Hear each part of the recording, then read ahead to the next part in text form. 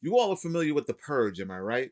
Well, the writer and creator James DeMonaco is back with a new horror thriller starring Pete Davidson titled The Home. On its way July 25th, and we had an opportunity to sit with James to talk about The Home, working with Pete Davidson and bringing all these elements of horror, creepiness, and all kinds of unexplainable things. And here's what he had to say. Check it out. All right, James, man. Listen. You go as far back as the Purge, man. A very chaotic and crazy series. Um, and we haven't seen anything that was the first Purge was a little subtle. You know, you had that one location, the families being infiltrated, and now I feel like we're going back to that in this film, The Home, which is brought back into one setting. What was it like to, get back to something where you're keying in on a smaller ensemble, one lead in this one creepy location? Yeah, it was creepy, right, man? I've always loved movies that take place in one location. I don't know what it is. I actually think, and this is not even a genre film, I think it all comes from my love of Dog Day Afternoon. I loved, as a little boy, I Yeah, loved yeah. Dog Day Afternoon. I love that they were all in this bank, and it's almost like this pressure cooker situation where you put people in this boiling pot and you see how they're gonna react. So I was really psyched to, I did it on Assault on Precinct 13. I wrote the remake. That was one Mhm. location. Even Yep, Negotiator, which I wrote before that, that was one location. I yep. did a TV show that was in a bank, that was one location. So I keep returning to the one location, and, like you said, Purge 1 was a mansion.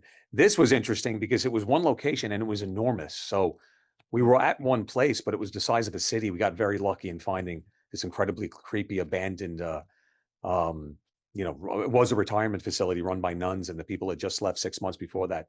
So I love, like you said, I love the one location. I love putting Mhm, people in there and seeing how they can slowly go bananas inside this pressure cooker event. mhm. So and then we got Pete Davidson, of course. We got to talk about him, who stems from some of the best comedy out there.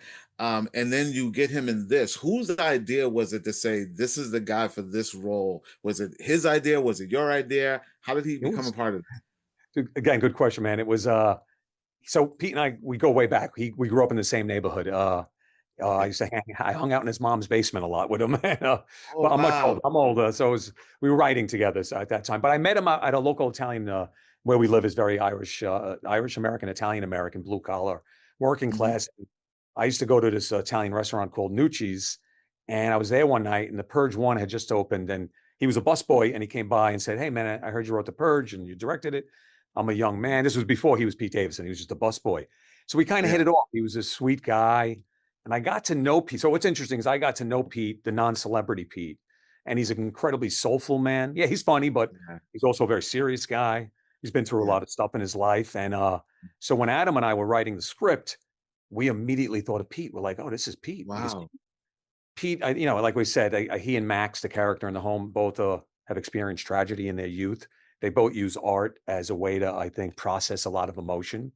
And it just Yeah. seemed like a natural. So we sent it to Pete, and he was like, "I'm in." He loved the idea of playing the straight man, no humor, minimal Yeah. humor, a couple of jokes, but Yeah. Yeah. yeah. So it was, I think, and Adam's also from Staten Island, so it was also the idea of the three Staten Island guys kind of teaming up and doing this movie together. That was really fun. Like, and he has great chemistry with a lot of the older Yeah. cast. Talk about directing that ensemble and like bringing in some of these classic OG stars in this film. There's a lot of OG characters, or Yeah. people who playing characters in this. Talk about directing that ensemble. How Great. everything Yeah, all man. came together. It was so interesting because in a weird way, I always thought, the movie becomes a battle of generations, one might say, when you find out Yeah. what's really happening in the home. So you get the Mhm. kind of boomer generation. I don't know if people still say boomer, Yeah. but the boomer Yeah. generation versus whatever Pete's generation is, the young generation. I thought Pete Yeah. really represented youth very well. But here I Yeah. was throwing Pete Davidson, who people primarily know from SNL, into the Mhm. mix, like you said, with these OG kind of Shakespearean trained, theater trained actors Ah, from New York, the New York theater community, which that's why I wanted to yeah. shoot the tri-state area. I wanted to really pull, for The Home, I wanted to be populated with these great actors, right? So Yeah. Ethan Johnny Phillips to John Glover, Mhm. Jessica Hecht, Victor Yeah. Yeah. Williams. I can go on and on. Denise, just keep everybody had done Broadway, and now we throw Pete Davidson into this mix. And there were people Mhm. questioning me, going, "Is he going to be able to hold his own with these people have been around? They know what they're doing. They're not going to suffer fools easily." And I'll tell you, Club, he just went into it. He folded himself into the fabric of their kind of theater community, and I think they were amazed. We were all amazed at how easily he just fearlessly went into it. 'Cause Yeah, I was nervous. I'm like, I'm directing people who have won Tony Awards, and yeah, you just want to make sure you're not making a fool of yourself, So yeah, yeah, yeah, yeah. he fearlessly just sitting across from Bruce Altman, this amazing Yale trained actor, and Bruce came to me and said, "This kid's amazing. He's a natural." So, and I think even John, all the actors felt the same thing. So it was impressive that Pete just he fell into it, and he helped me because I didn't have to do much directing. I just kind of watched these people become a family community, and I was able to focus more on camera. And it is such a perfect blend. Like you nailed it. It's like a perfect blend of like the older generation mixing with the new generation. It flows very seamless. And I think you mentioned something about social themes in this. And for the younger audience who are probably seeing this through Pete's eyes, what is the message? What is the overall message that you're really trying to put out there, or hope that someone takes from this? Yeah, I Because hope that people there's see. more going on than fright.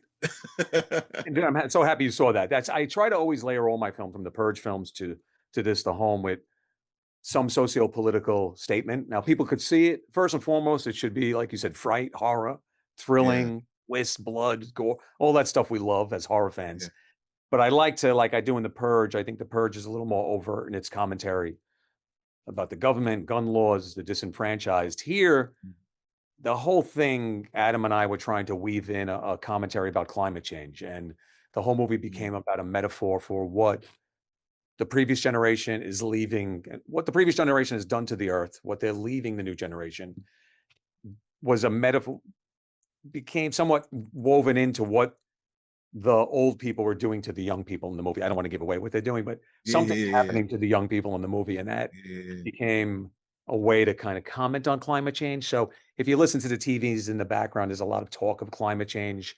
There's what's playing on the TVs on the fourth floor has a lot to do with Yeah. fracking and oil drilling and what was done to the planet in the 40s and 50s. So Oh, it's wow. yeah, it's there for people if you want to see it, right? Maybe second Yeah, viewing.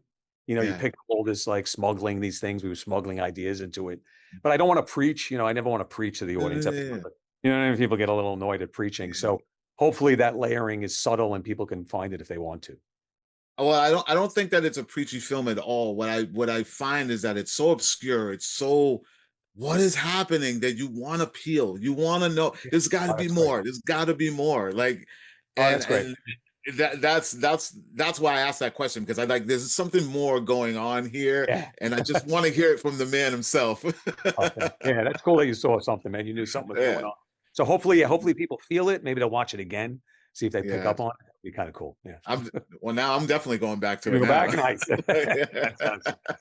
Yeah, I want to thank you, James, for sitting with me and talking about this. Guys, everybody, make sure you're checking out this film, July 25th, The Home, starring Pete Davidson.